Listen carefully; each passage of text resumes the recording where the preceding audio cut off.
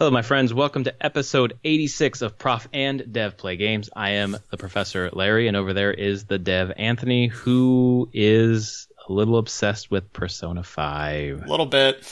We're going to get to that. We're going to talk about the games we're playing. We're going to talk about, there was a lot of news this week. We've got the Destiny 2 news. We have the ARMS news. We have the Splatoon 2 single-player news.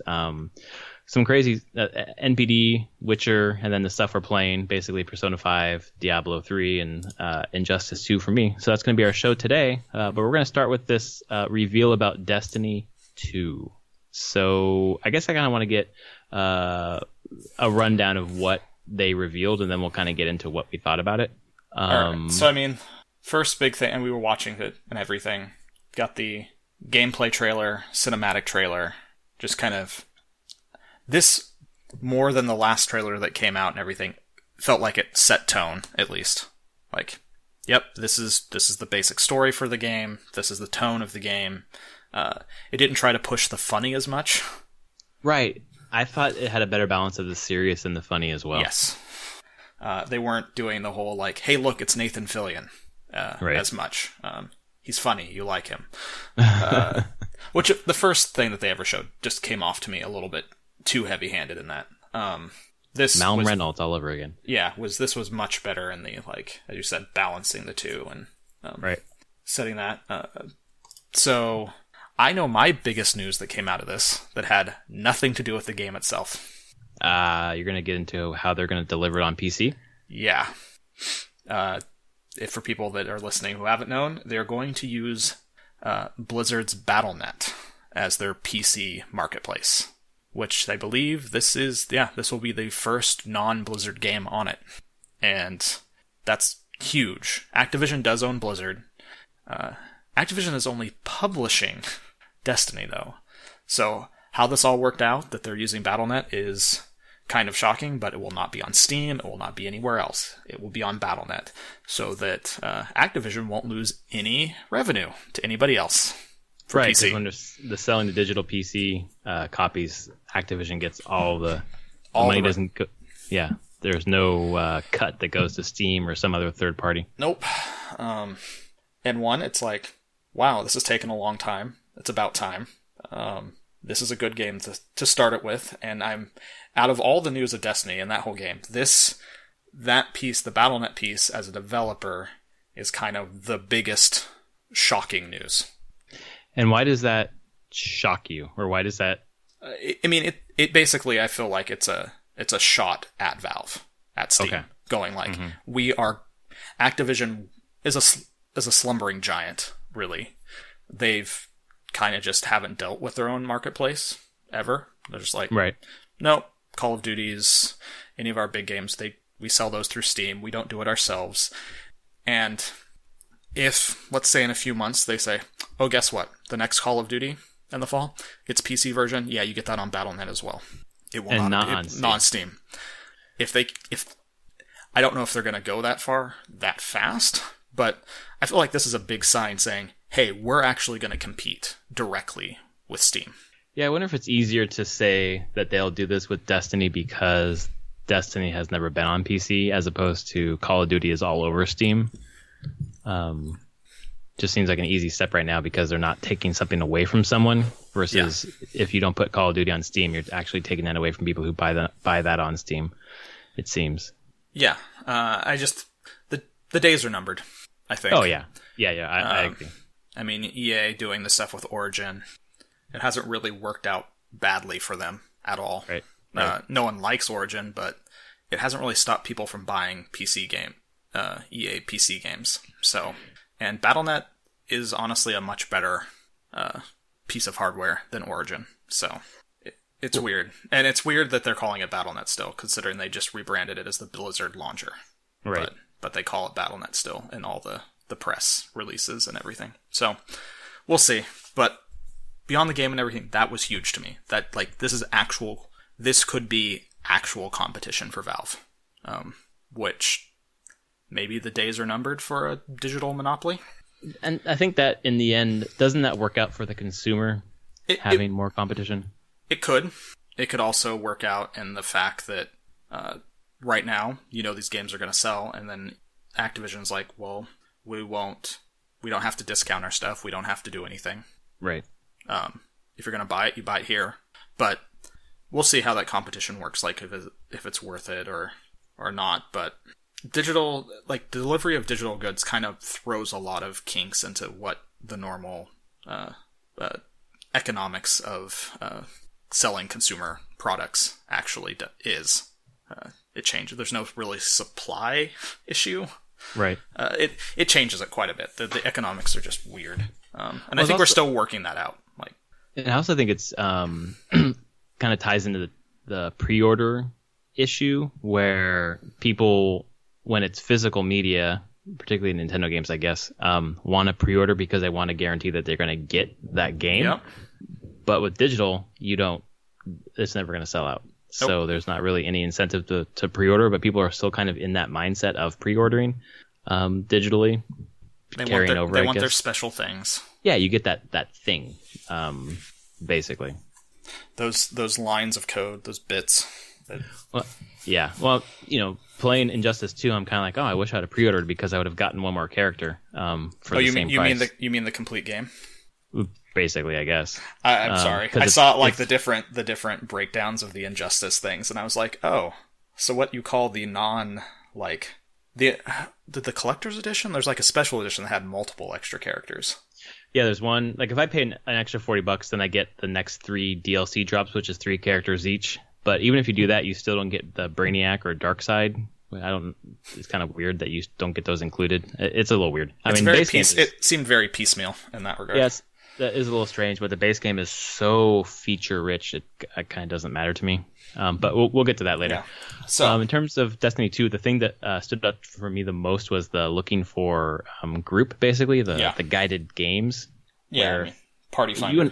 You and I have never done a raid, right? You didn't do a raid? No, I never did a raid. Right. I did. At least, I did fire team stuff, but not raids. Yeah. At least for me, I didn't do a raid because I couldn't get 6 people to do one of them at the same time. So this is nice where I can kind of pop in and get a chance to experience the kind of in-game content, even though I don't have 6 people on my friends list online at the same time or whatever. Yeah, I'm curious if they'll do anything to maybe mitigate the issue that it isn't just the 6 people, it's 6 people that, when it comes to raiding in the most MMO sort of way, 6 people that actually know what's going on. Right. And how people are going to use that. If it puts you in a group and 3 of the people have never done the raid before and have no clue what the mechanics are of the boss, is that actually going to be viable? Is that going to be a fun experience? Well, that's the reason why they didn't do the matchmaking for the raid before. Yeah, so I'm wondering how they're solving that. Yeah, and I think they're hoping that the group will be patient and want to lead the person through it. I think that's why it's called a guided game. Because to be perfectly honest, if a solo player like me does jump into a raid like that, I will know nothing. I won't understand the mechanics at all. I don't know anything. So I would have to have people who would be patient with me. Yeah. So it depends on how patient the people are, I think. Well, yes, because PC and console gamers have shown that they're so patient. How patient for new they are. Players. Well, they were talking about during the stream about how positive the community is, the Destiny community. And I was thinking, really? It just kind of seems like they're like any other community, like great people and bad people and whatever. Yeah, everyone in between. I can go on to a number of Destiny forums and or hangouts places online, and yep, there's definitely positive stuff there, and there's also tons of trolling and everything else you would expect from an online group of massive people. Another thing from this reveal that stood out to me as odd, and later we have an interview with one of our friends who's really into Destiny, put in about 3,000 hours into Destiny 1. So he had a lot to say about this reveal. But he brought up the fact that they kept talking about how you have 4 new worlds to explore. But one of those worlds was Earth, and you were already on Earth. So it was weird how they kept calling that a new world. I wonder, they're probably just redoing all the maps. Like, well, it's going to be all new zone. Like when they say worlds, they just probably mean zones. Yeah. It's just weird messaging. It's a poor choice of words in that regard. But yeah. I saw that the multiplayer was going to 4v4. Right.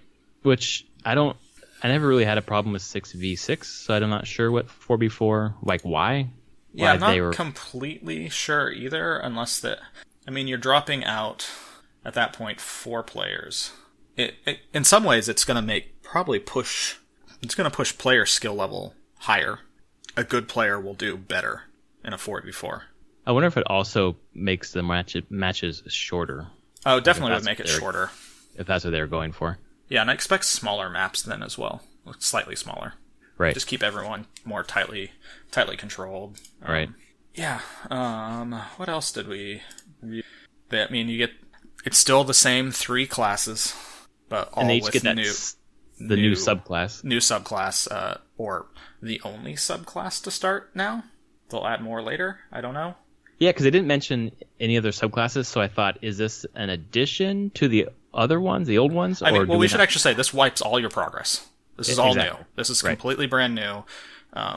They use, to me, a very contrived story for that to be the case. Right. We destroyed your vault, and we destroyed the Traveler, so your light went out. Or they put a cage around the Traveler, so you've lost all your light, and you've got to gain your light back. It's very stereotypical and tropey. Just seemed like I was a lot less. I was very not impressed with the story that they showed. I really wasn't. It did that. That didn't get me excited at all. I was like, oh, yep, another big bad villain, and it was Gaul. It was very. The only reason I think I'm more critical on that is I really want to enjoy Destiny's story and lore and world. Mm-hmm. I just don't. Right. Like the way they present it and what they do, I'm just like, this is kind of boring. You have all these neat concepts, but man, they made it really hard to enjoy their story. They did really hard. So, and so I don't like the conceit, but I really like the fact that you're fighting in the tower, like the tower that you were in all the time in Destiny. You spend a lot of time there. Is like reduced to rubble, and you're seeing it in a different way, and I enjoyed that. But I understand they needed to wipe everything because they really just want to start over, and Destiny 2 kind of seems like what they wanted from Destiny 1 at the beginning. So I understand that, but I don't know. It definitely doesn't seem to me like story is going to be the big forefront of Destiny 2 either. They found a story that works for the game mechanics that they want to do, and I think the one thing that got me in their big presentation, they talked talked about how many times more cinematics they have in this game, and I'm like, was that a problem with the story before? Did you need more cinematics? Right. Was the cinematics don't make a good story? Why do I care if I get to watch cinematics? I feel like it's just the positive reaction people had to the Taken King and Rise of Iron. Yeah. They're like just signaling, we're doing more of what you liked. Yeah. Which is good. I mean, we liked it, so. But it wasn't like I liked it because there were more movies. Yeah. It actually just, I liked it more because I felt like I had a point to what I was doing. Right.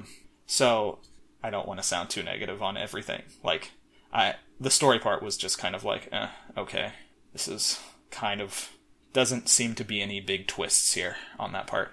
They're just like, okay, start again, go. Yeah, and I feel like some of the language on the internet right now is basically calling it Destiny 1.5 because it kind of looks like Destiny. And graphically, watching the videos, yeah, it looks a little prettier to me as a developer. Yeah. It doesn't look. I have a hard time liking. I'm like, I get that it's Destiny 2, but it looks like Destiny. Right. And a nicer, higher poly count Destiny, more effects, but this isn't like you look at the original Destiny in this and go, oh my god, it looks totally different. Like, no. It's same character design still, world design definitely. I mean, it feels like Destiny, which is what they want. The UI looks basically the same. Right. It just comes across to me like a very cleaned up version of Destiny 1, like fixing the, quality of life enhancements and not incremental steps forward, but like a solid step forward, but nothing groundbreaking for a sequel. I don't see it as like a Halo 1 to Halo 2. No, it does not take that kind of jump. Right. Or I would say a Mass Effect to Mass Effect 2. Right. Yeah, definitely not. Like, which makes me wonder if they should have called it Destiny 2, or if, I don't know. They're in a rough spot, honestly. They're trying to reboot something where, like, we have friends that have played 3,000 hours and say, start again, go. It's a hard place to be as a company. Right. Go like, that's right. Well, how do we call it the same thing that we are doing, but also the next thing? Is it a sequel? Is it not? It gets into a very gray area, and it shows that there's not a really good way to talk about it, unfortunately. Like, right. you either, you're going to call it, they chose to call it a sequel, and you're going to get people that are going to call it a 1.5 and things like that, where people aren't going to be, go like, well, when we think of sequels, we think of grand changes. Like, and this isn't really grand change from what I was looking at. Like, right. Incremental changes, small things, polished to all the systems. They're clearly using this to redo their tools and backend to be able to do, ideally, hopefully, more content quicker and easier for the development team. And maybe, they didn't do a whole lot on what the progression system really was going to be like. Is it similar to what it is now? Are they changing how leveling works? The light? Right. Like, is that going to be adjusted? Have they figured out a better curve that they want that to be so that it has just a better reward system, especially as you even get farther into the game? Man, I would be disappointed if they kept that the same, where you start out with like regular EXP leveling and then it turns to light. But I can't see them ditching the light because it was such a big part of the first one. Yeah, I mean, it's not ditching the light, but just changing that system. I mean, they are scrapping everything, so they could just wipe out how you consider what leveling is and just change it completely. I don't know if they would, but I kind of hope they do now that you mention it, because I kind of didn't like that part. It's a clean start, so right. I feel like they should have. It's rare that you get that kind of clean start where you can know, like, well, okay, what didn't work before? Let's just, if we didn't do that entire system, what would we do instead? Even if we keep the term light around and whatever, but what if you gained it differently or just smooth the progression out better? I wonder how many people are going to want to switch from their community on Xbox One or PS4 and come to PC. I don't know. I feel like any of the people that are more hardcore shooter fans will probably play it on PC. Yeah. Mouse and keyboard, man. Yeah, I mean, yeah, for first-person shooters, that's the place to be. It's really fast. Yeah, but they've built their community with their friends lists and whatever else on I know. PS4, so... and I guess the PC is going to have like an uncapped frame rate and I guess 4K for PC, not on the consoles at all. And the consoles are going to be capped at 30 frames per second, which has some people not so happy. Like on the Pro, should be able to have 60 frames per second, but of course there wouldn't be parity with the base PS4. So. Yep, and they want to have all those people playing together. Yeah, exactly. I do not think that PC players will be playing with the console players at all. No, and I think they said that they won't be. I think that because they're just gonna. They're just like, no, it's gonna be running a faster frame rate. And, right. Yeah, it will make it. They have to make a lot of concessions for the controller. So. Right. So yeah, I mean, that's where we're there, and I'm trying to think of other things that really were. I don't understand the weapon system. The change is truly what they're talking about changing. Like the energy weapon. I get it conceptually, but I don't understand. I can't think right now of how that would change how I play the game or make my life better playing the game. The only thing that made sense to me is that if you are a hand cannon person, for example, in Destiny 1, you got one hand cannon and then your secondary weapon was like a sniper rifle and then you had your heavy weapon or whatever. With the system they're proposing for Destiny 2, you could have two slots both with hand cannons. That's the only advantage that I can see right now. Yeah. So, I mean, if you really like one weapon, you can have two slots for that one weapon. But other than that, I don't know. The way that they had described it, or the way that they were kind of going on about it in the stream, I thought it was like this huge deal, and I just didn't get what it was. But I'm used to not understanding most of what Destiny is about. It seems very obtuse in a purposeful sort of way. That's kind of turned me off. So I know that I will pick it up for the story. I don't know if I'll pick it up day one. I think I got burned on that in the first place, so I think I might wait on that. But I kind of feel the same. I'm in a similar boat where I'm like, how the original Destiny rolled out puts me in a place where I'm just going to hold off on this. Right. And I'll probably pick it up on PC when I do. Oh, really? Okay. Yeah, I think PC would be where I'd go. Yeah. But I don't know when I would do that necessarily. Like, this is one I'm just going to wait. I want to see what the general reaction is to it. Not just Destiny 1 players going to it, but like new people coming into it. Is this actually like a good starting point again? Does it feel good? Because man, original Destiny was rough. I wanted to like it. I really did. And it felt good to play. It felt really good to play. Yeah. But it was so hollow. Right.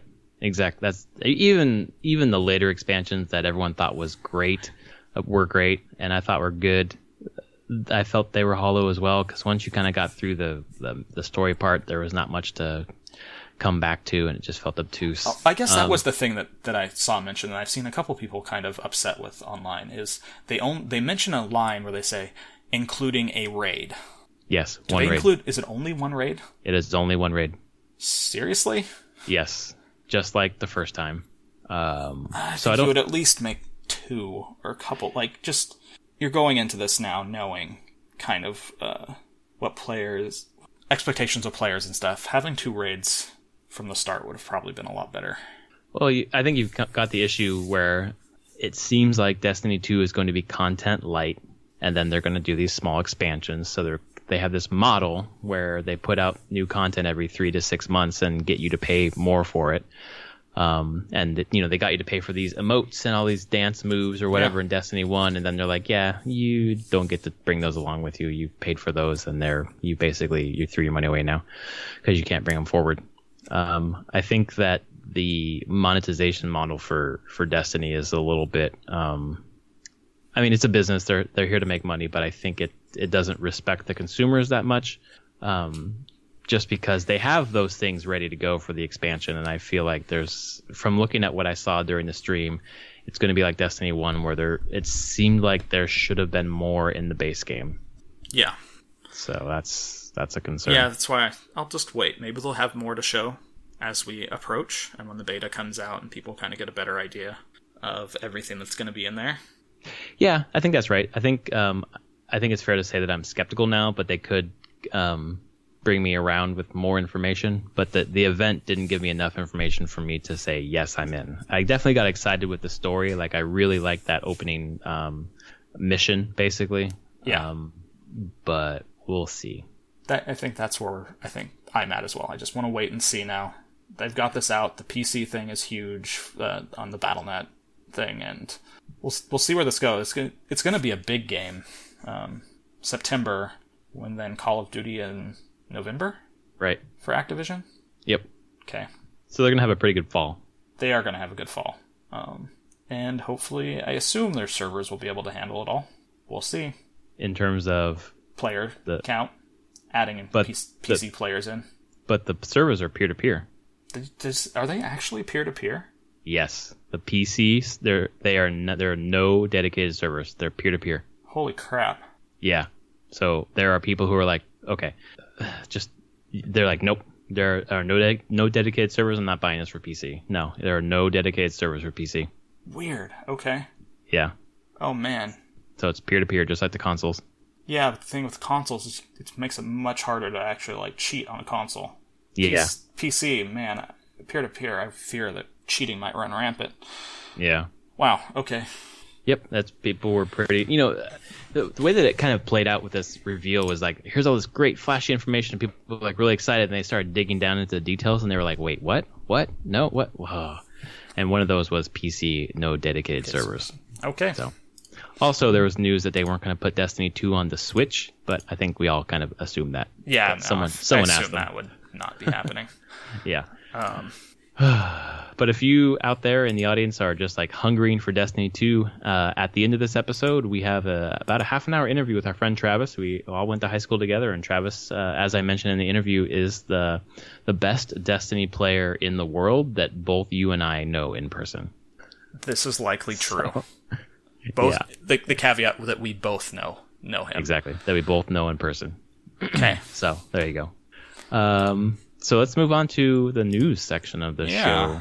Why don't you lead with this one? All right. So this is basically this week we had the Nintendo Direct for ARMS and a little bit of Splatoon 2. And I listened to like 3 or 4 podcasts about like the reaction to this direct, and people kept repeating the joke that I'm about to repeat now because I can't get it out of my head. Arms. This game looks like it has legs.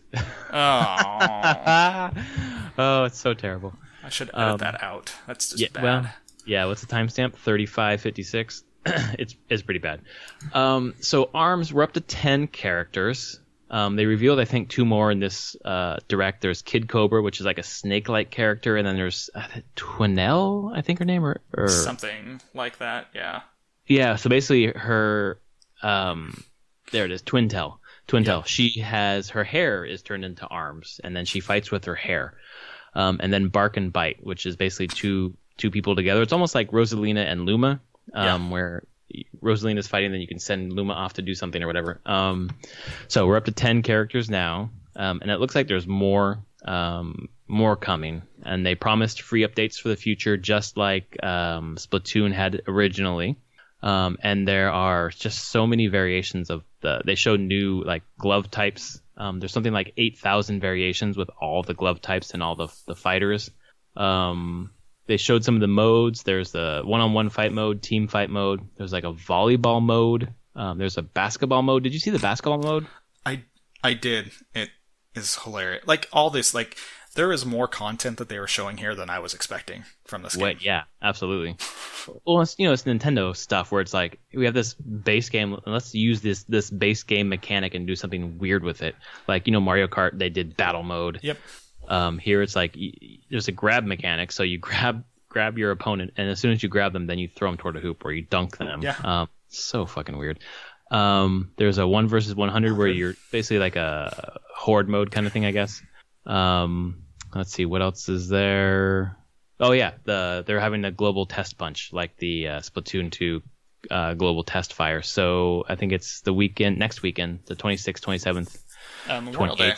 Yeah, Memorial Day weekend right before Memorial Day, and then June 2nd, 3rd, and 4th. You can log into the Switch now and download the demo, and then when it's live, you can jump in and play for an hour, which is great because this is a game that I'm looking at and saying this looks pretty cool, looks really interesting, but I don't know if it's a game for me. So I think this functions as a demo, so I can tell if I want to buy into it or not. That was my question coming out of this, as you as the Switch owner, and this not being probably right up your alley, but it's another Switch game by Nintendo that looks to have decent quality. Does the Switch owner just pick this up because they want more high quality games? I think if the Switch owner has only a Switch and nothing else. And I've been thinking about this because I love having games on my Switch. I love playing portable. Like it's such a great system. But I have a PS4, so I play a lot of games on there too. So if I didn't have any other gaming console, I would probably be picking this game up day one because it's something new to play and it's going to be quality. It's from the Mario Kart 8 team. But because I have other games on other systems, I'm looking at this with curiosity, but I haven't been sold on it yet. It seems it just doesn't seem like there's a lot of depth, and I think playing it in the test fire will let me know if that's true or not. So, and then at the end you got some Splatoon 2 news. One little thing. This is weird because Callie and Mari, the Squid sisters, basically.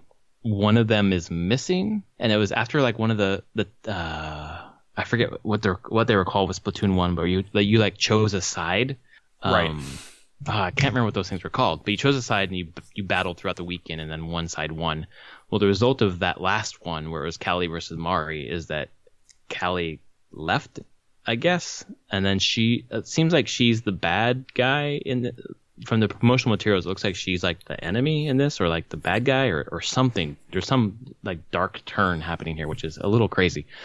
To kind of make those side characters, I guess, in Splatoon 1, because they were just the ones introducing like what maps you were playing, and whenever you would log into Splatoon, it would be like this 1 minute sequence of them talking about the maps and staying fresh and whatever else, introducing you to that evening's set of matches or whatever. But to have them like be in the single player campaign more directly is quite interesting.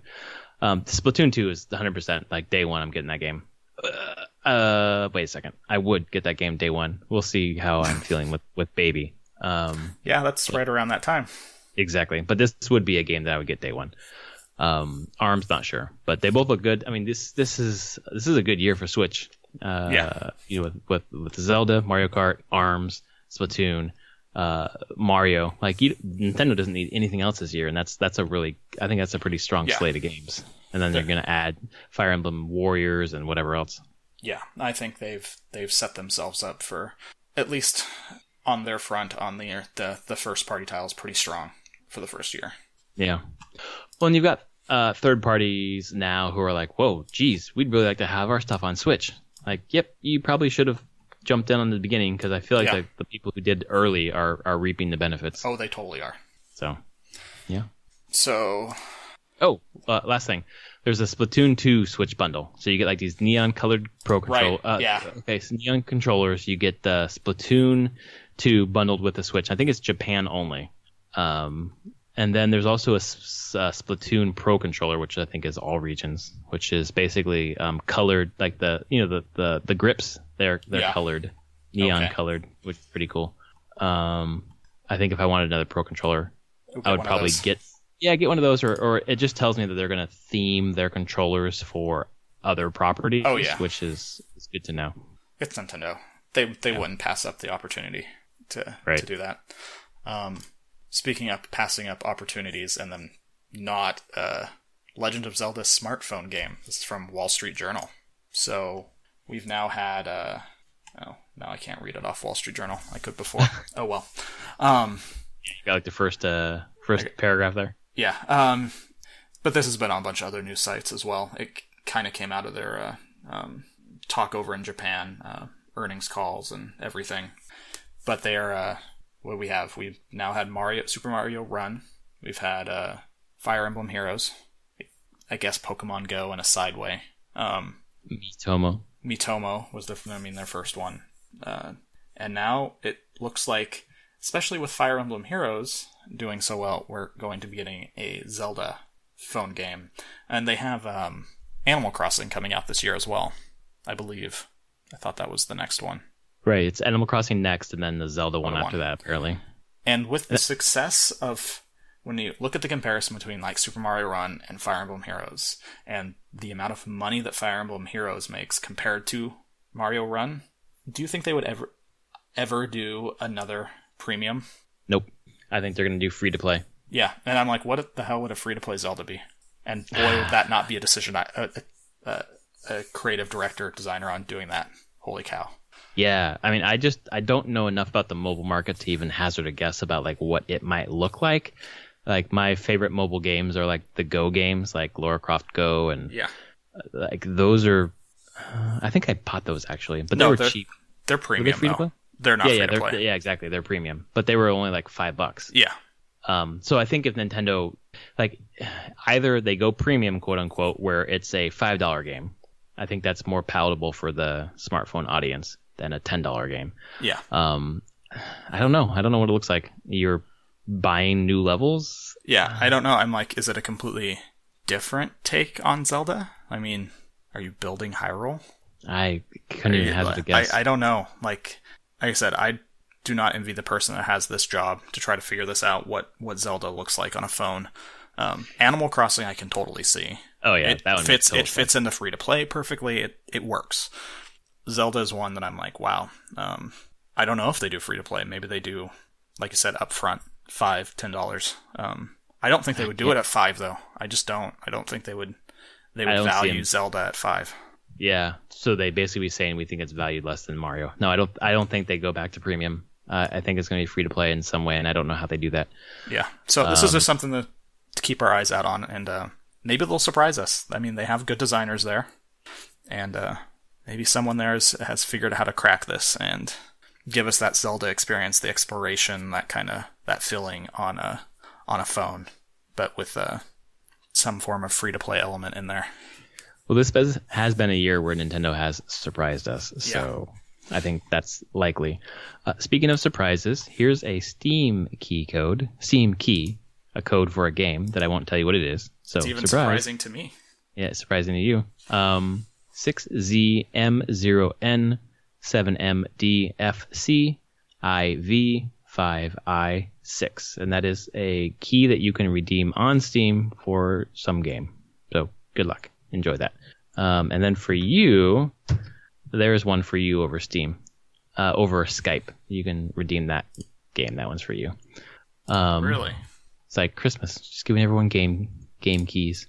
So the next news story, while Anthony's redeeming that one, I lost my tracker. There we go. Sega. Oh, I'm gonna have you take this one because I don't know much about Sega's classic games, unfortunately. Well, I mean, it's classic as you're gonna show me what I get.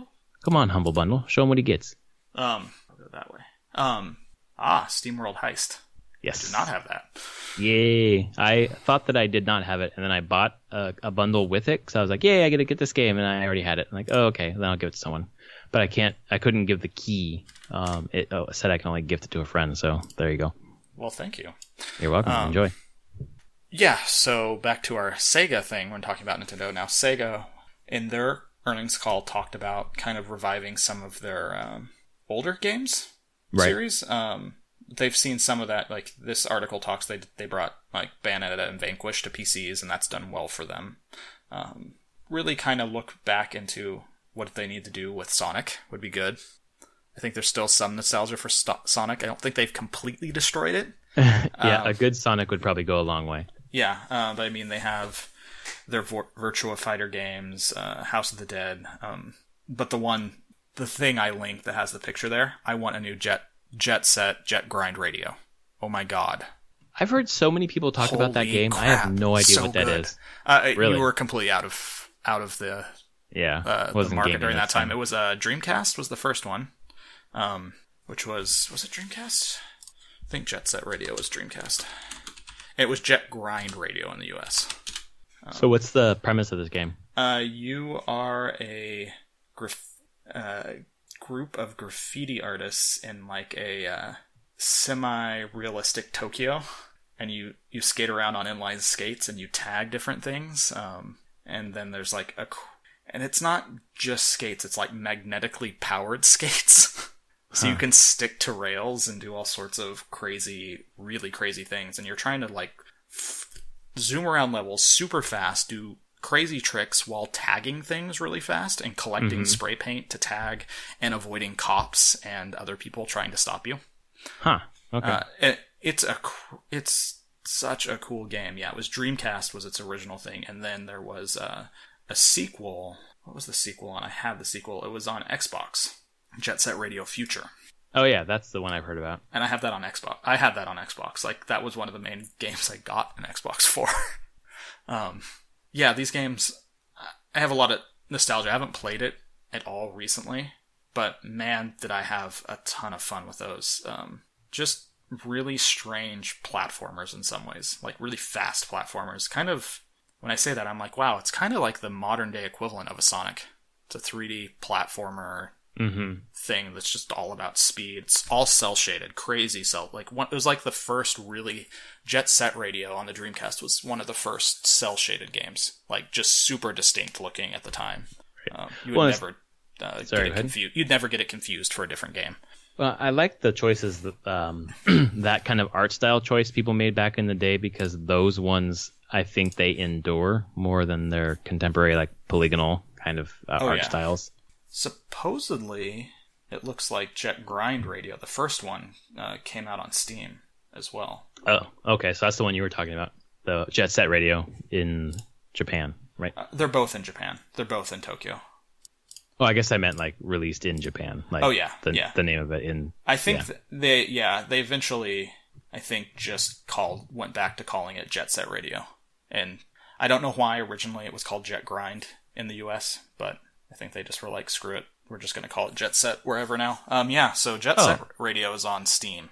Oh, and I actually own it. I'm looking at my library right now. I have Jet Set Radio. There you go. I should check it out. It's a crazy game. Absolutely insane. It reminds me of, the game that was on Xbox One, done by Insomniac. Oh, where you're rolling around on skates or you're grinding out on, what the fuck? Sunset Overdrive? Yes, thank you. Or yes. is it Sunset Overdrive? Yeah, Sunset Overdrive. Yep. Yeah, I mean, Sunset that, Overdrive definitely riffed on Jet Set Radio. Definitely. Okay. Like, there was inspiration there. They didn't steal anything. They're just like, yeah.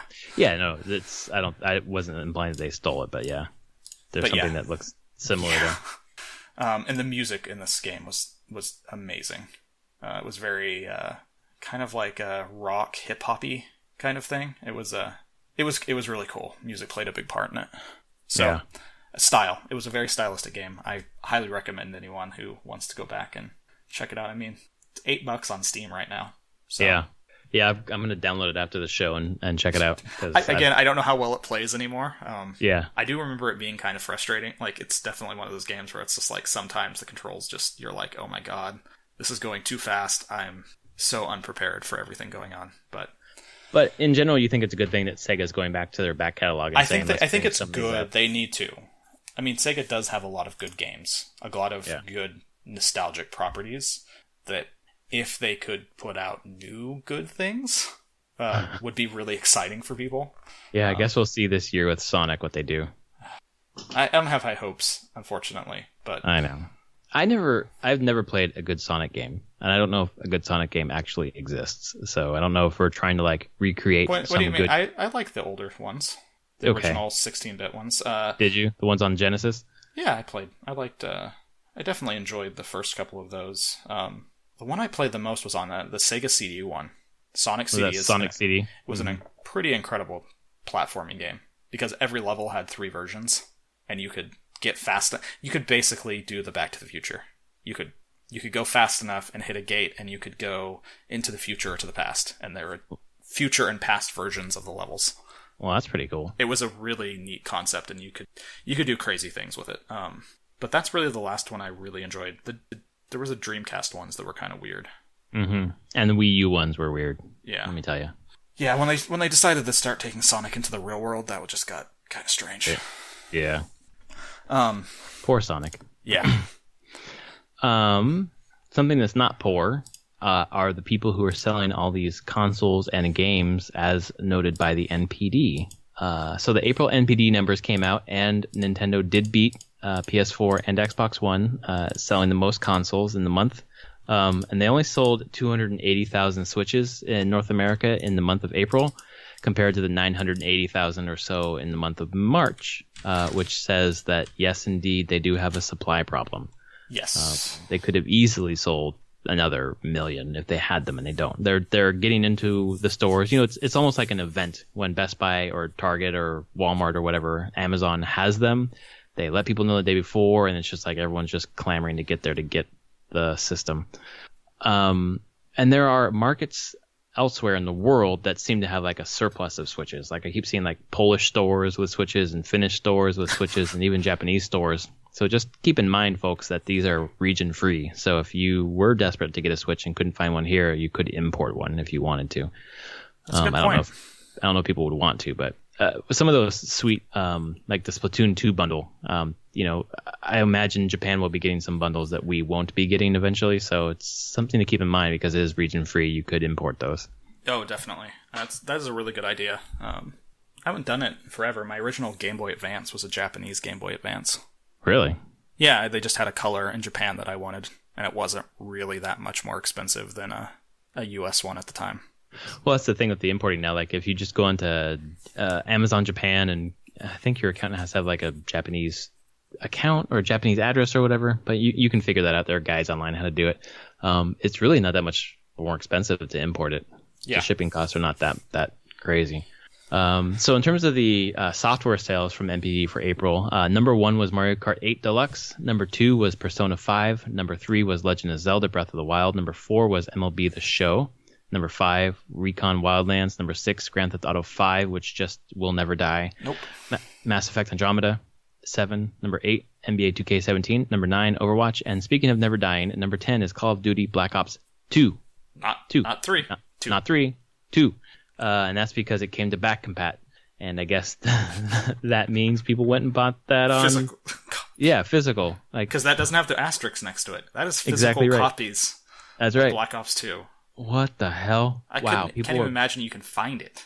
Yeah, that's what I was wondering too. Like, how could people find enough new copies of that game to get it to chart in the top 10 of NPD? It charted more than Call of Duty Infinite Warfare. Yep. Which just fucking blows my mind, man. Yeah, so I think it's a pretty good top 10 list. I cannot. It is. Mario Kart at the top. Awesome. Yeah. That's really awesome. Great and then me playing Persona 5.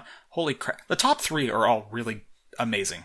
Like top 3, the Mario Kart 8, Persona 5, Legend of Zelda Breath of the Wild. You don't need another game the rest of this year. That is insane. Like, it's really crazy. And then then you put the show in there after. Like, I don't play the show. Have you played the show? This one? Did you get it? Not this one, no. Okay. You're usually my go-to person to know about the show. Although there's a couple people on my friends list that are playing. I skip every year. I got 14 and I got 16 and I'll get 18. But I might wait when this one goes on sale because of the Ken Griffey Jr. retro mode. I see. Is pretty sweet, but it's not worth $60. Yeah. To me at least. And there's so much that I have yet to do in the show 16 that I'm still kind of working my way through that game anyways. Good point.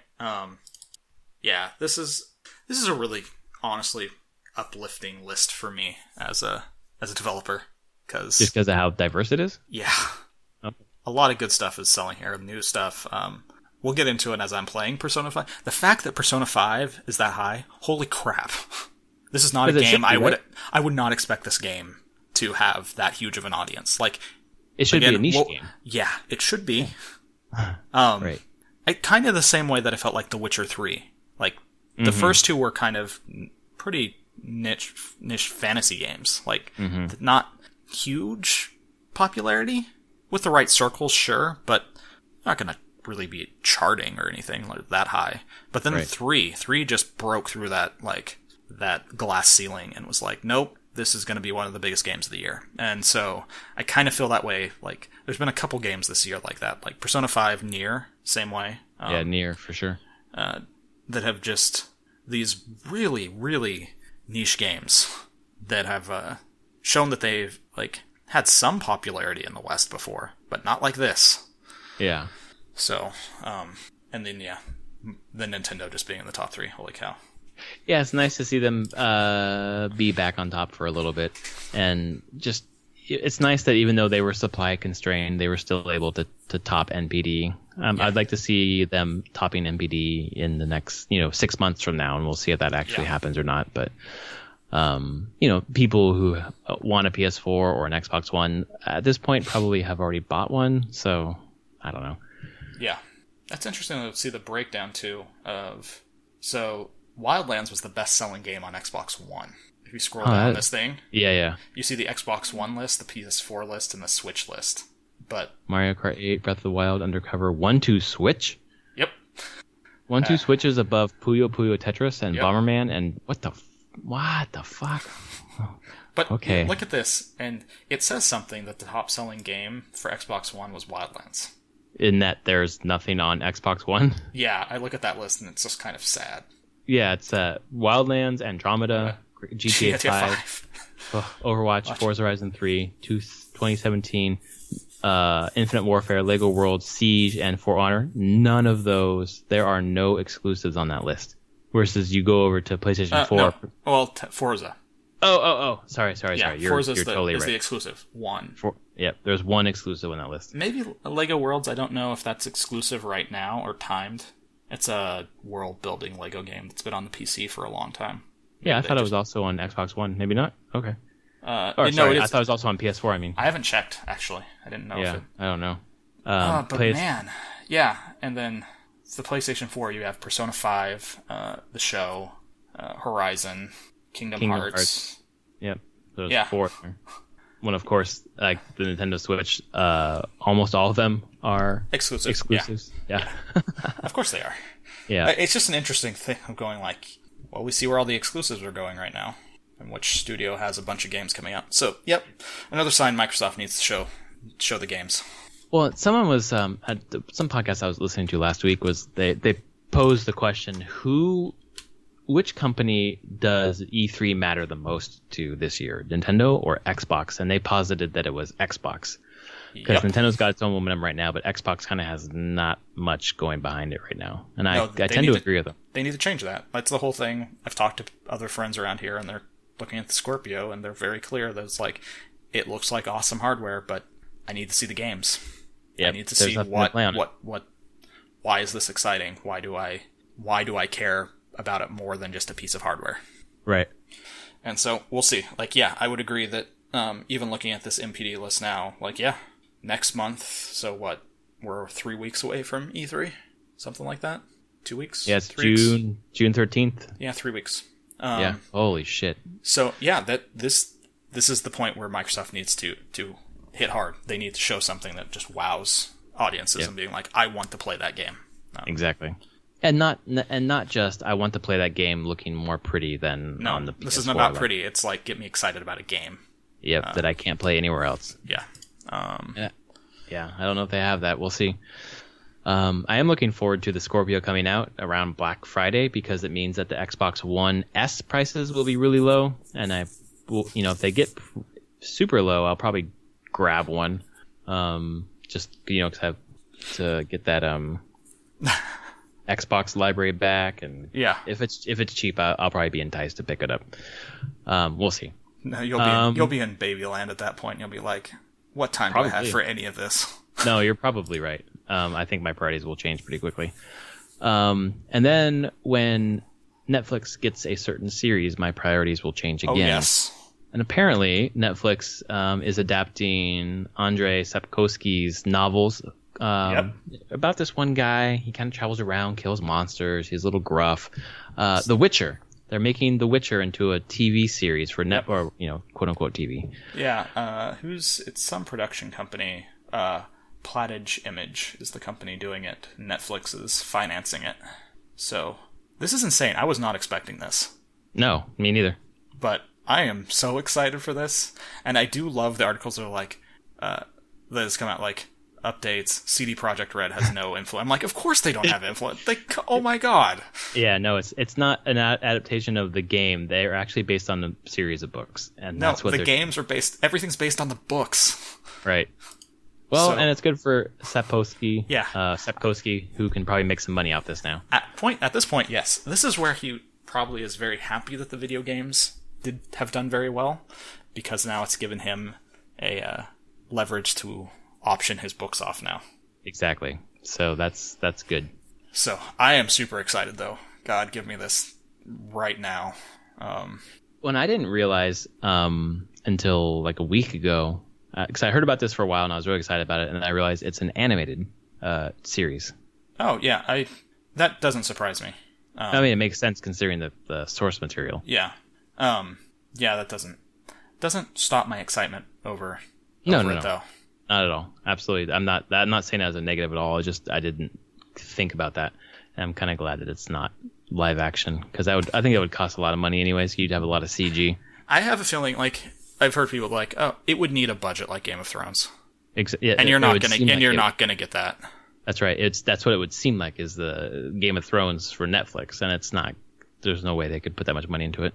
Yeah, but it's exciting, and I'm glad to see that The Witcher is gonna live on. Maybe that will mean after Cyberpunk, CD Projekt will be like, "Oh, we want to do another one."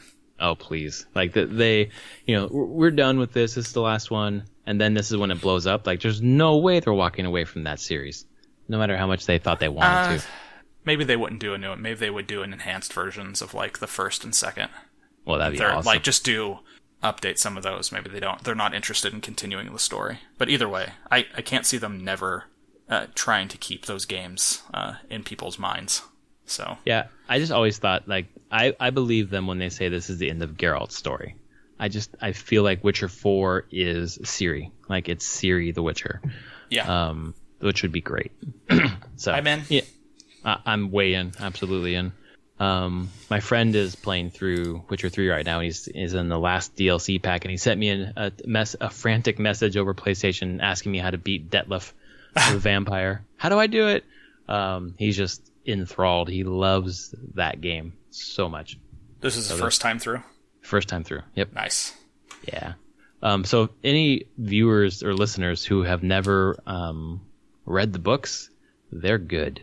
So Last Wish is the first one. Last Wish is the first one, and it's a series of short stories. So Okay. at least get that one and read that one, and then you'll get a taste for whether or not you want to read more.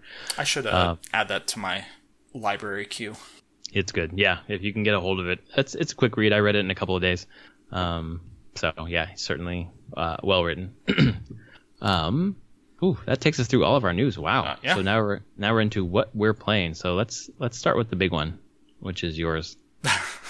Big as only because I put 40 hours into it since the last time we talked. and we talked a week ago, right? Yep. Jesus.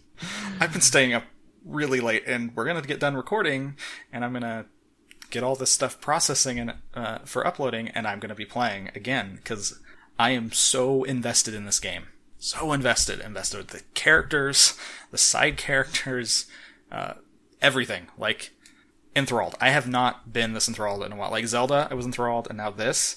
And when I'm playing Zelda, I'm like, oh, that's easily my game of the year. Persona 5 is up there. It would be in conversation for game of the year for me. Mm-hmm. Like, I don't know. Like, we'll see. I don't even think I'm halfway through. I think I'm a third, maybe further. I don't know how many dungeons there are total. I'm not reading.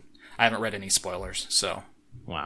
I'm just going as the story gets presented to me. Could you give us like a quick synopsis of the story? Okay, so you are basically a misfit Japanese high school student who's had some run-in with the law before, and kind of starting it, got transferred from wherever he was living to Tokyo to live with someone that will take you in while you go to this new school. And you are living your high school life, and you start getting sucked in, weirdly, into a thing called the metaverse, which is influenced by the distorted desires of people around you, and particularly adults. This game, the theme that's pretty much running constantly through it is how absolutely shitty adults are to teenagers. Uh-huh. Like, this is a constant theme of, like, using the younger adults, like the older generation, using the younger generation as pawns in their bigger games. There's some really dark stuff in here. And it's not presented as, like, a joke or anything. It is actually just like, yeah, this is screwed up. That's why my kids can't watch this game. Right. Yeah, they're not following not because along it's with you. violent. It's not violent per se. But it just deals with themes and ideas that are not really comfortable for a 6-year-old. I mean, they're not really comfortable for me as an adult either. You're like, wow, okay, I'm gonna have to deal with this. So you get pulled into this, and now you're working. You start finding other. I use the term misfits or whatnot, but you all have kind of a shared backstory as outcasts or just labeled in high school as the outside group kind of thing. And you kind of start forming a group of friends around that, and other people that can travel in with you while you try to change the hearts of these adults so that they will confess their crimes or what they've been doing. Show that they're atone for all the stuff that they're doing. And then it spirals from there into lots of discussion. Like, another theme is like, is that actually right to do? Is that justice? Should you be able to do that? Like, is it good that you can do that even though you are making these people who are doing horrible things stop? Is that your place to do that? It's a very mature game in its themes. I've been shocked. So, well, that sounds like, I don't know what I was expecting when I asked you that question, but what you just told me was like, that's mind blowing. Like, that's so unique. Like, unique doesn't even seem like the right word.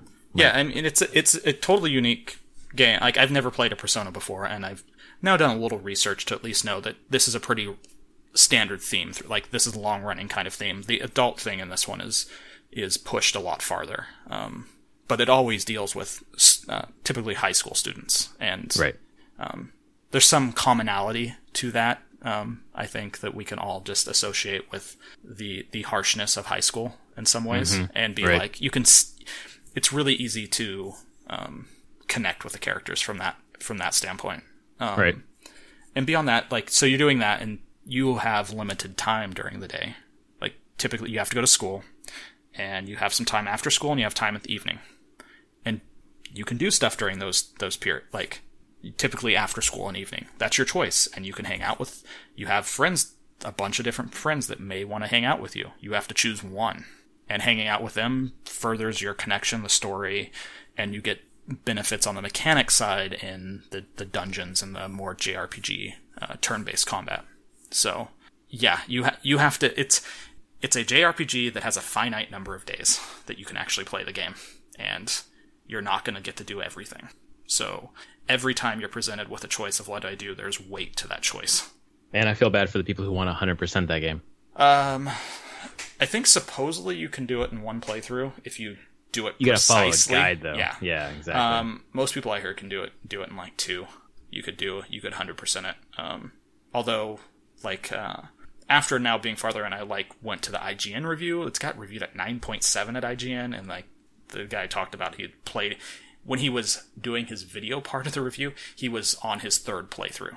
Oh my god! As a reviewer, he's like, no, I just stopped and played it again, and finished it and played it again, and now I'm in it again. He's like, I don't want to stop playing it. I don't want to say goodbye to these characters. And that's what I keep hearing. Like, you know how much I love story-based games. Yeah. And I put probably like 6 hours into Persona 4. It was good, but I just had so much other things to play. But I just keep hearing that same thing from so many people about this game. You know, to fall in love with characters is a magical thing, not just in video games, but in any medium, really. So it's kind of, that's like the drug I'm always chasing. Yeah, so and it hit me hard. Like, I don't know if this is your type of game. I really don't. Yeah. It's very JRPG, but it has very interesting characters. It's pretty consistently twisting my expectations and subverting my expectations of where I think things are going. I'm in the 4th dungeon now, and it is going the whole way that dungeon appeared and what it's going to be is totally different than what I was expecting. So it keeps it exciting for me. Even I'm 43 hours in now, something like that. Right. And I'm still like, what's next? I want to see what's new, what's coming. Like, they're still introducing new characters to me. Not as my teammates, but like just side character, because you have all these other side characters you can talk to that also you want to build relationships with you because it helps you and makes you better in combat or makes your personas stronger. Like, whole thing. Like this, the melding of the social aspects of the game and the combat are like masterclass design. So yeah, that's where I'm at. Like, I absolutely am in love with this game. Well, to put 40 hours into a game in the span of 7 days, that's, you know, obviously there's a lot to it. Yeah, my family was also out of town. They left. They left at 7:30 yesterday morning, and they got back at 4:30 this afternoon. And I put in probably, I don't know, 16 to 20 hours. Yeah. In that time. Well, and in that span, you put an hour of Diablo 3 in with me. I know. Which is a good segue to say into Diablo 3 and saying you'll hear more about Persona 5 from me next week, I'm sure. Yeah, absolutely. I think we'll be tracking your progress for the next couple of weeks. I'm assuming it's the game that pulled you out of the Zelda gravity. We both needed one of those games this season, and mine just happened to be 100-hour epic, another epic thing, but totally different than Zelda. Yeah, mine was a 13-hour romp, and yours is this 100-hour craziness. Okay, so transition to, we played some Diablo 3 on the console. Seasons. You were on a sucralose hangover. Oh, Jesus Christ. I am allergic as fuck to sucralose, and I didn't realize I was ingesting it yesterday. And it was like 100 degrees here in San Diego, and I was shivering. I couldn't stop shivering. I was having like these fever dreams. Like I met my unborn child and was talking to my child in this crazy dream. Like there was some crazy shit happening yesterday. And then today I just felt like I had a hangover. Like for most of the day I was just like a wreck. And only about like 4 hours ago did I finally snap out of it and kind of felt more normal. So sucralose, man, that's if you want to fuck with me, sneak that into my food. and because I will just be down for the count. But you were able to put at least about an hour in. We got through. We did one act of bounties. Yeah. Yep. And I guess I was kind of messing around with the chapters for the seasons. Yeah. So like chapter 1 is like all these different tasks you have to do. Like it was like level up the jeweler, level up the the crafts, all the different craftsmen, level them to 10. Yeah. And then get yourself to level 50 and socket 5 jewels into one item or something like that. Yeah. And then if you do all those things for that chapter, do you get a reward? I don't know if you get a reward on the first one. You eventually start getting rewards. I can't remember what chapter, because you start getting, is it chapters 2, 3, and 4? I don't remember. Some of the later chapters, you will get 2 set pieces each time. Like you will, by the time you get through like a certain part of the chapters, they will have given you a complete set. Okay. Tailored to do all sorts of like all their sets in Diablo, they favor a play style with a class. So they give you a set, and then once you finish that chapter, then you have your complete set. One of the next things in the chapter after that is to complete the set dungeon for that set, which is like learning how to use that set and all its abilities with your abilities, which I've done a couple times. It was pretty fun. I haven't looked online to see what the current sets are for Season 10, but they're always pretty fun. How long does the season last? 3 months, I think. Oh, okay. So it's more time to play. Oh, yeah. And it doesn't take that long to get through the first part of the season. Yeah. I think to get to level 50, even if we played again, like I can get the character to level 70 in like 3 hours now. Oh my god, that's crazy. 4 hours, something like that. Yeah. Like I've seen people online that can do it in even quite a bit shorter than that. So yeah, you can go really fast with bounties. Okay. Yeah, I definitely need to put some more time into that because it's a game I would like to platinum for sure. Yeah. Eventually. So the other game I've been playing this week is Injustice 2. And this is a game that I didn't think I had no idea I was going to buy this game this week. Even though I loved the first one. I played that on the Wii U, and just the story is good. It's an accessible fighter. I kind of like fighting games, but I'm not really good at them. So it's kind of more as a curiosity for me. But just so much positive buzz about this game this week that I finally was just like, you know what? Screw it. I'm going to get it because I just love the first one so much. And I would probably like this one. And I've been playing it nonstop. The story mode's great. The animations are really good. There's such a great variety of weird ass characters. Like they really dug deep in this for this roster. Yes. Really deep. Like who the hell are these people? But they all play very uniquely. The commands, the movesets, like it's not hard to figure out how to play. There's not like these crazy complex combos. It's accessible. And it's a game where I can go online, and this never happens. I can go online, 1-on-1, playing another person over the internet, and I can win. Like, I've won games, which is not normal for me. I don't win fighting games against random people. So that's really cool. I didn't realize it was the same developers that did the last couple Mortal Kombats. Oh, yeah, it's NetherRealm Studios, yep. Yeah. So it plays kind of like Mortal Kombat 10, basically. That wouldn't surprise me. The interactive backgrounds, and one of the DLC characters is Sub-Zero. So okay. For Injustice 1, you got Scorpion, so this one's Sub-Zero. Sure. So story's great. I think that the word on the street is that the Harley Quinn storyline is like more true to the comics and better done here than in Suicide Squad. That would not be hard. Yeah. Suicide Squad is not a good movie. I tried. I have not tried yet. Don't. It's not. Yeah, it's not worth your time. It will just make you... It don't even make me mad. It was just more of like, wow, this is just sad for everyone involved. Right. Yeah, I think I'll stay away from that one. But so the other thing that this game has, there's a lot of things this game has, but it's so feature rich for even just a $60 package. Forget like all the DLC characters and whatever else.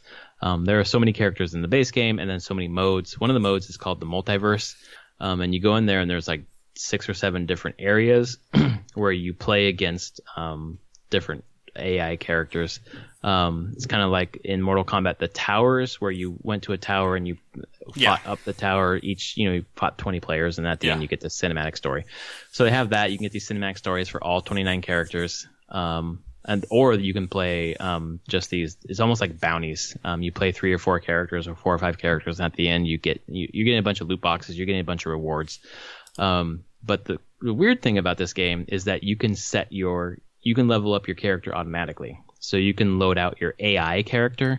So for example, I took Batman tonight and I loaded out my AI character, and then I had him do the towers, basically this multiverse, while I was grading papers. So all I had to do was hit X every once in a while to progress to the next fight, and my character was leveling up, collecting loot boxes, collecting gear, automatically for me just sitting there doing nothing.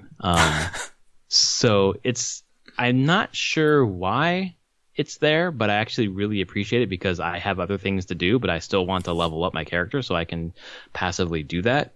And then you can set like an AI team to kind of go out into the internet, basically, so that other teams play your team while you're offline, and then you come back and see if you won or lost and collect loot boxes. And in the loot boxes, it's like Diablo. You're collecting gear, and the gear has different effects. You collect sets, and when you collect the whole set, you get this bonus effect. It's almost exactly like it's a cross between Overwatch loot boxes and Diablo loot. And you just are showered with these loot boxes. And I don't think you can buy those loot boxes for money. But there's so much to this game. If you're a DC fan, if you played the first Injustice, just go buy this game. It's worth the money, for sure. Even sounds interesting to me. But yeah, I don't think I should spend that money on it right now. But no, but I think that one time, maybe next weekend or whatever, if we get into a party, I'll just game share with you and you can play it for a little bit. Oh, we could probably play each other, actually. Oh, that'd be cool. That would be fun. Yeah, we should try that. So you can get a taste for it. It's I think you mentioned you're not really that into DC, right? No, not a ton. Definitely not there out of I've never been a Superman fan. The only DC thing that I've actually enjoyed was Batman. Yeah. Sometimes. Yeah. Not all Batman. Not all the time. Sometimes though, there are certain Batman storylines that I really like. But yeah, I was never really into the DC side of things. I wasn't a fan of Superman. Wasn't a fan of Aquaman. Any of that. Yeah. No, it's fun even if you're not really into all the characters. Like I definitely know the Batman characters and I know Green Arrow, of course. But some of the other ones, like I can't even think. Atrocity, Green Lantern, I know, of course. They're Darkseid, never heard of him. Brainiac, never heard of him. So even without knowing who these characters are, it's still fun, and it really is the most accessible fighting game I've ever played. Nice. Aside from Smash Brothers. I mean, Smash Brothers is obviously the most accessible, but this one's pretty good. So yeah, we should game share. And yeah, we totally should. Speaking of game share, I actually meant to bring this up when Persona. I can't share screenshots from it. Yeah, no, you cannot. Holy crap! It blocks as soon as you get in the game. It's like, nope, you don't get to do it. You can stream though. Up until one of the dates in the game. Oh yeah, okay. There's a date in the game, and after that, they block your streaming too. Okay. Yep, Atlas had their streaming guidelines, and they were very strict. And people were like, "What are you doing? Like, this is how you get free advertising for your game." I mean, I did go on and read, and I was like, "What is going on? Why is it blocking me all the time? Did I do something wrong?" It's like, no, it just doesn't. And they're like, "No, we don't want people spoiling it." Right. Well, that's crazy. Which I'm like, holy cow, this is a company that's just like, no, you will not spoil our game. Screw you. It's interesting because this game has been out in Japan for months and months and months. Yep. And of course, it's a different language, but if people want to spoil the game, there's many ways to do it. I know. I don't know. It seemed like a very Japanese thing to do in that regard. Yeah. It's very strange though. I'm like, there's so many times I want to share screenshots, and I'm like, okay, can't do that. I guess I could take it with my phone and share it. Yeah. Well, yeah, and that's the thing. Like the workaround is just you take a phone screenshot. Like, so the shots that are being shared of this game are like potato quality. So it's really funny. It's just weird. Yeah, that's the side. So yeah, I think that's all we have for tonight. The interview with our friend Travis, the world's best Destiny player that we know in person. TM. Yeah, it's exactly. It's a good interview. I hope you guys enjoy it. He has a lot to say about. We start by talking about Destiny 1 and moving to Destiny 2. Really appreciated his perspective, and I hope you all enjoy it. Yeah. But after that, we'll be out, so I guess we'll say goodbye now. I am at Prof Plays Games on Twitter, and he is at Summer Speak. If you enjoyed the show, please review us on the podcast service of choice, and let us know how we're doing, and we will see you next week. All right. Thanks, everyone. All right, see you, folks. On to the interview. All right, folks, through the magic of time travel, I'm here with an interview about Destiny 2, and earlier in the episode that Anthony and I have not recorded yet, we talked about the news of Destiny 2, and we've got one of our friends here, Travis, to talk about his thoughts about Destiny 2, and we're bringing Travis in because he is the best Destiny player in the world that Anthony and I both know personally. Okay, thanks for that qualifier, because I was going to be like, no, so wrong. But Travis, how many hours do you put into Destiny 1? Well, that's a hard question to answer. I would say combined, last I checked, over 4,000 hours. Holy shit, I did not expect you to say that many. Yeah, I have a couple characters that I actually deleted that had about 1,000 hours on them because at one point I wanted 2 hunters, so I deleted my original Titan. So you played 166 days of Destiny. Yeah, somewhere around there, yeah. Wow. Over 3 years, that's not that bad. Okay. Well, that's why we have you here, because you know more about this than Anthony and I. Anthony and I both, as we've mentioned many times on the podcast, play casually. We play for the story, then we kind of jump out. So kind of with that many hours into Destiny 1, obviously it's a game that you liked. What attracted you to that game, or what kept you coming back? First, well, Destiny was the reason why I got a PS4, in all honesty. So, me too. Day one, went out, bought the PS4 and Destiny the same day. And the thing that attracted to me the first of all was, I loved Halo back in the day. And Bungie making this, I was like, sweet, we finally get Halo the way it was supposed to be, because after Bungie did it, Halo went a totally different direction. I got into it originally pretty much solo, but you were playing with me for a little while. Then after that, it was mostly, little qualifier, I played World of Warcraft for God knows how many years, so I kind of like, when you see what someone else has, you're like, I want that. And so then it was, okay, what do I have to do to get that? And that is put in a metric buttload of hours to get it. So you mean like their items and things that you saw? Gear, and then the other thing is well, here's the first thing. I saw the thorn on someone, I think week 3 after it was let out, and I saw that gun, and I was like, I have to have it. And so it was me grinding every day doing bounties, hoping I would get that exotic bounty to pop up. And I did, except I got it on a Titan, which you may not know, but at that time was the worst class to get it on, because you need to get void kills in the Crucible. And it's impossible or more difficult with the Titan? Well, the Titan's void ability is the Defender Titan, so it's a bubble. Oh, that's right. So you're not getting killed with that. Yeah, you can't get any kills with that super, and you get negative points for death, so it was a very long grind for me to get that. And at the time, I hated the Crucible, too, so, yeah, but I wanted that gun so bad. What didn't you like about the Crucible? I think when I first got into it, I don't remember too much about it, but it was, everyone had already figured out a meta, and I didn't realize that a meta existed, and I don't know if I need to explain what the meta is, but basically everyone had figured out what the best gun and the best loadout was for each slot. Basically min-maxing the classes. Yeah. And so I didn't know that existed because I come from an old school world of Counter-Strike where that didn't really, well, I guess it did exist, but it was something not to that degree, probably. Yeah.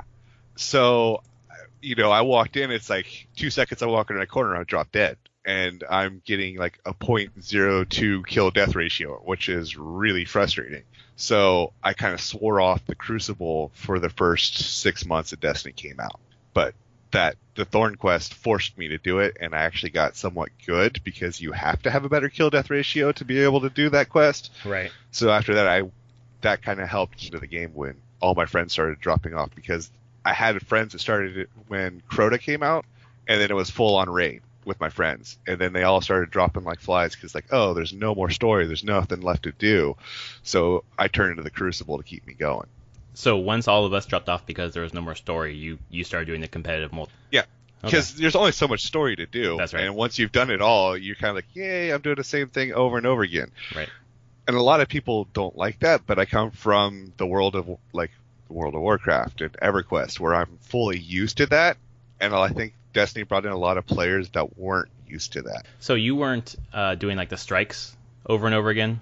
Oh yeah, I was doing the strikes every day. I was doing the strikes. I was doing, if I could get 3 people to do it, I was doing anything and everything I could. Yeah. But like I said, to me, I'm used to that grind, so I was fine with it. But when I can't get anybody to do that stuff, okay, I'm going to do the Crucible because it's easy for one person to jump in and do. Right. So was there something about Destiny 1 that you didn't like besides the competitive multiplayer at the beginning? Like anything about like maybe the single player or the way that I don't know. Like you're trying to go for like the story type thing, or because a lot of people complain about the story of Destiny right out the door.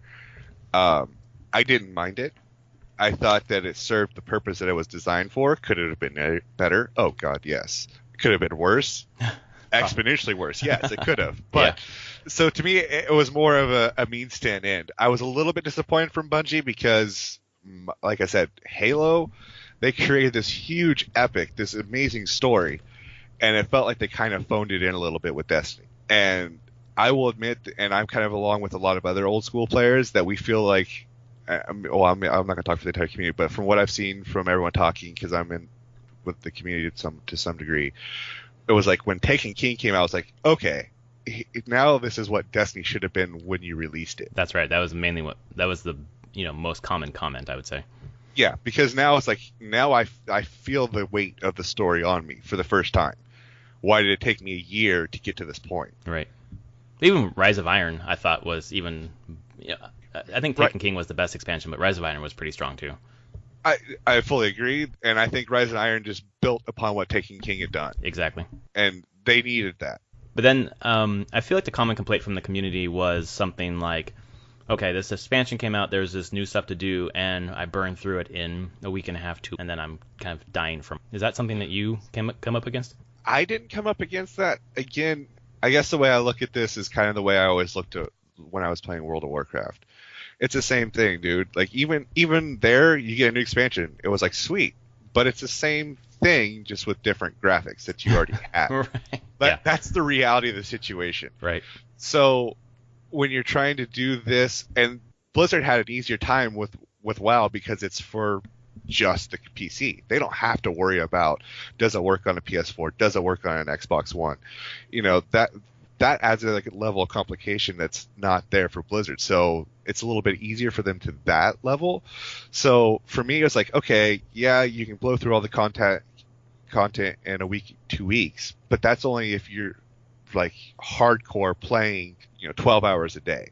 Right. And for the average player, for the majority of the players, I feel like there was more than enough content to keep them busy for at least a month or two. Mm-hmm. Because a lot of my friends that did come back to play whenever each expansion came out, they were on for a solid 2 months after an expansion came out, 2-3 months.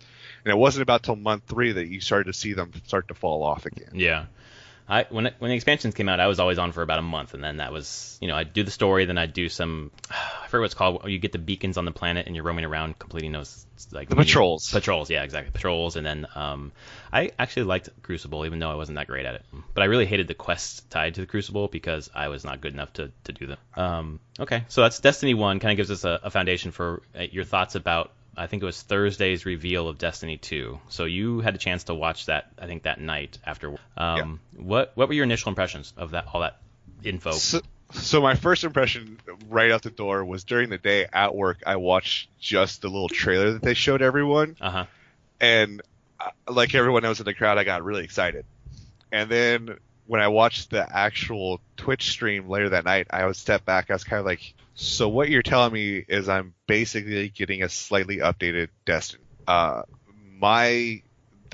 of the shock and awe melted away, and as I started to watch it, I kind of realized that, okay, all you're doing is taking Destiny, you're giving us the ability, like things that we were requesting, putting in the clans, making it easier for single players to find groups. So basically a looking for group situation.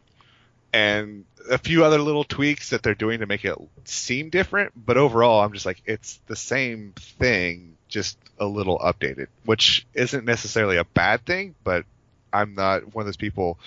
After watching, I'm trying to figure out how those people like all screaming in the crowd. I guess you have to be a super fanboy to really love it. But to me, I was just like, okay, cool. You gave us an update.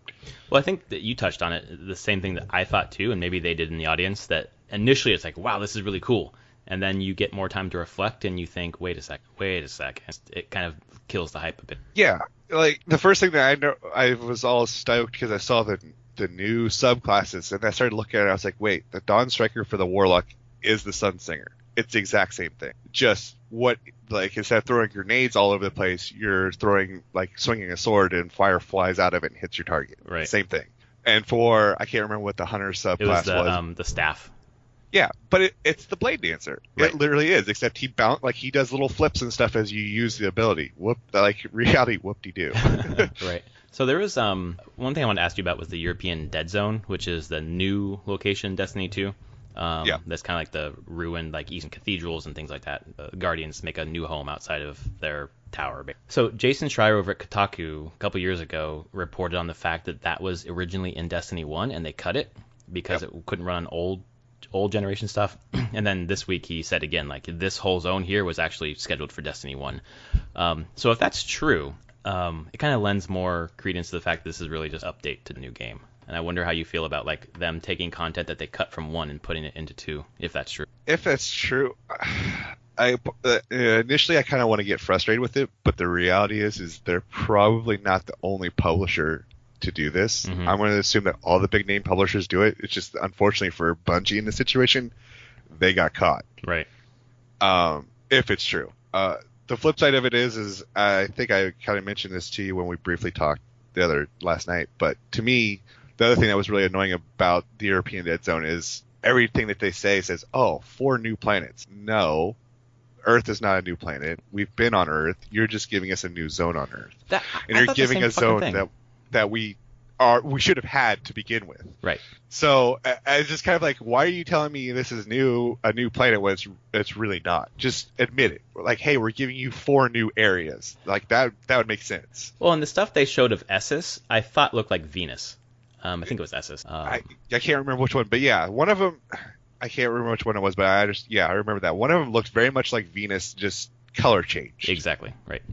It's like, instead of green, let's make it reddish. Yep.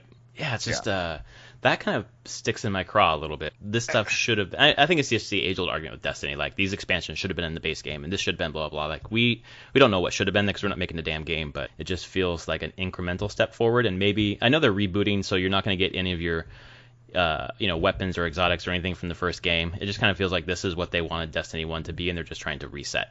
And if that's true, maybe that's a good thing for the game, because they've kind of gotten to a point, especially, they've done some things with Destiny 1 that I think that was questionable, and the community kind of questions too.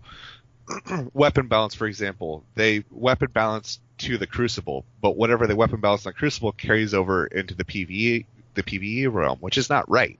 Like, that messes up with the whole dynamic. So what becomes the meta in the Crucible also kind of starts to become, to some degree, what you have to use in the PvE world. And if you're not using that, then you might as well just not show up. Right. So then you start to limit there's certain people that only do PvE, and so now they're getting their weapons limited based off of something that they don't do. Right.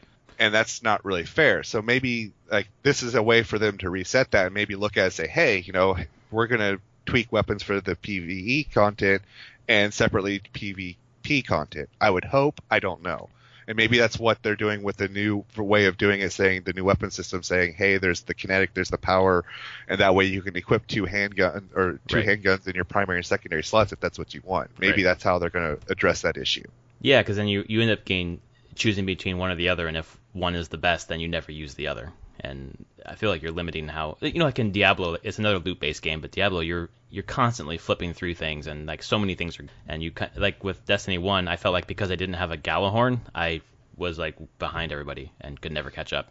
And then when they released Rise of Iron, where if you pre-ordered you get like the black Galahorn, but then you get into the game and you don't actually have it, you have to do like this convoluted fucking quest to get it. I was like, fuck, like this game is not for me, this is not for casual, and it really just turned me off. I don't know about, well, I kind of differ with on that quest for the Galahorn when Rise of Iron came out. It was a relatively easy quest to do, even for casuals. I didn't fucking get it, dude. I did the first like leg of it, and I couldn't figure out what to do next. I was like, fuck this, never mind. So maybe it's just maybe it's just me. having a preconceived notion of just how obtuse things in Destiny were. But yeah, I tried to get it, and I was like, I don't know where I'm supposed to go next, what I'm supposed to do. Fuck it, and I bounced off. Sometimes their quests, that's another the flaw that I'll say with Destiny 1. Sometimes the quests are a little bit vague in what you really need to do or where you need to go. Right, that was my problem. It was like it felt like it was so vague that like only like the super fans were supposed to understand. And I was like, fuck you guys, like I'm out of here. And that was probably a little petty on my part, but that's exactly what I thought. Yeah, no, I could see that. Fair enough. So you're saying I should go back and try to get that Gallahorn? If you want help, dude, you know how to get it.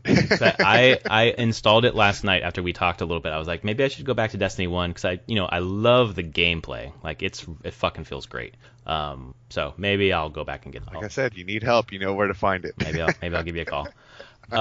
So in terms of Destiny 2, is there anything that like looks really good to you, like you are excited about? Honestly, the things that I'm looking forward to are basically the looking for group thing. The fact that clans can pull in outside players to help those single players go, because as I said at the beginning, I keep playing when all my friends drop off. Right.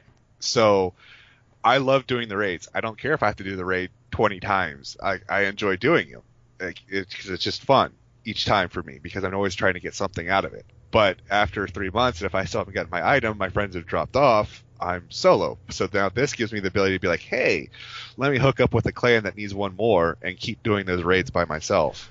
And it allows me to meet more people because I've met a ton of people in Destiny 1 from playing it. And this just makes it even easier, which I'm excited about that. If anything, that's what I'm excited about more than anything else. That's the one. I mean, two things I was excited about. One was the story, but this one I was like clapping for because I was one of those 50% that they talked about in the show have never played a raid. I tried doing one by myself because I was super overpowered and I still got my ass kicked. And, when you and I tried to do it together, you were trying to, I really wanted to do a raid. We couldn't get a group of 6 together. Yeah. So yeah, I think this is going to help me. Obviously I can't go back and do this in Destiny 1, which sucks, but yeah, half of us who bought the game were cut out from like half the content, and the best content in the game we couldn't play because we didn't know 6 people at one time, and I'm not going to go do a looking for group on Reddit kind of thing. Yeah, that number blew my mind in all honesty, because to this day, I think the Vault of Glass, the very first raid that they did, is still one of the best raids they ever put together. Yeah. And that is something that I've done a lot of raiding in multiple games, and that one sticks out in my mind more than anything else. Over my 8 years of World of Warcraft, my like 5+ years of EverQuest, I can't remember a single raid. None of them stand out to me. But that Vault of Glass, to this day, I still love that raid. Even when I'm overpowered, it's still fun to do. Oh, and that still makes that makes it even like sadder that I didn't. I know I still have time to, of course. Well, it's not going away when Destiny 2 comes out, so right. But I think people will. I think people will move on to Destiny 2. Well, hopefully, if I get people back into playing it, I can say, hey, let's jump back real quick and do this. Yeah, I'd love to do that. So they are going to limit the competitive multiplayer in Destiny 2 to 4v4. I think right now it's 6v6, right? Yes. So I've played a bit of Crucible, but I don't really see why was 6 bad. I don't understand that one either. Okay. In all honesty, I like the 6v6. There's one major issue with Crucible and the way it is. The maps were designed for 6v6 in the Crucible. Great. They were designed around people maneuvering in the ways that are traditional. But there's certain things in the game that I think they should have removed, and this is going to piss off a lot of people if they play this game and they play Titans. Titan skating totally breaks the maps. So as far as I'm concerned. Explain it for a noob like me what the hell that is. So Titan skating is a way that a Titan uses their jump abilities to move really fast across the map. They can move faster than anyone else literally in the map in a normal situation. The only way someone else can match them or go faster is to get on their Sparrow. That's it. Uh-huh. And it allows a Titan to maneuver and get across a map in seconds when it would take someone, like, if they can do it in like 5 seconds, it would take a normal person like 20 seconds. And they're able to do that in the competitive multiplayer too? They're able to do that across the game. Oh, wow. So Bungie designed these maps for normal maneuverability for 6 people, but you put in Titans and they quickly break that. So I don't know if limiting it to the 4 is to where they can condense the maps and then hopefully eliminate that. I don't know what the play is here, but I enjoy the 6v6 because a lot of times the maps are just the right size to where you can easily get into engagement on a regular basis. But if you're like in a bad place, there's still an escape route. Right. And I don't with this. The 4v4 isn't what bothered me so much as what they said about the HUD telling you, hey, does your enemy have their super? What ammo did they pick up? Because I remember hearing them say that. I'm going, why should I know that? Because they're like, oh, it makes it more strategic. No, it makes it, that guy has his super. Everyone focus fire on him. And then what are you going to do? Keep doing that for the rest of the match until the match is over? Right. Whereas right now, you go into every engagement thinking, okay, they may have their super, so I need to be smart about this. Now it's like, I can see they don't have their super, so I'm just going to go in guns blazing. And I don't agree with that. So do you think you and your friends are going to buy into Destiny 2? Like, are you going to be there day one? I already know most of my friends have already pre-ordered it. Oh, okay. I still have not. Mm-hmm. I'm on the fence. Oh no, I'm on the fence, but not because of what Bungie revealed. Because of your life? Yes, Yeah. It's because of my life. As you're aware, I have a 1-year-old now, almost. He's almost so, one? Yeah, he'll be one in like 2 weeks. No way. Oh my god. Yeah. Congratulations, man. That's crazy. Time flies. Yeah, So come absolutely. September, he's going to be like 15 months. He's going to be fully mobile. Yeah. He's already trying to walk. So my amount of time to invest in a game is going to be limited at that point in time. So I'm on the fence as, do I want to spend the money for a game that I won't be able to invest as much time into it as I have for Destiny? Right. So 9 times out of 10, I'm going to end up with it just because it's going to be that casual game that I pick up on the side every once in a while. Right. And since they have that looking for group type thing with the clans, then it's like, sweet, I can still experience everything even if my friends have stopped playing by the time Yeah, you I don't have can to schedule do at it. 6 hours or whatever. Right. Yeah. So I'll probably still pick it up, and I'll probably still pre-order it just because I wanted to get it on the beta. But as I said earlier, to me, this just feels like they just provided us with a patch or an update to Destiny. Yeah, that's what it looks like to me too, and I don't know if that's necessarily a bad thing because I actually liked the updates to Destiny more than I liked the base game, and the story, it's always the thing for me, and the story looks so I think that might be worth the price for me. Yeah, I think if they used Destiny as the beta test essentially for Destiny 2. Exactly. Like Destiny 2 is the product that they were wanting to release originally. They just had to get some more feedback and data on it before they could produce it. Right. So you're probably gonna play PS4, right? Not PC. I'm gonna play PS4. Just because they still haven't given a release date for the PC, and everyone's starting to wonder when that's actually going to be. Right.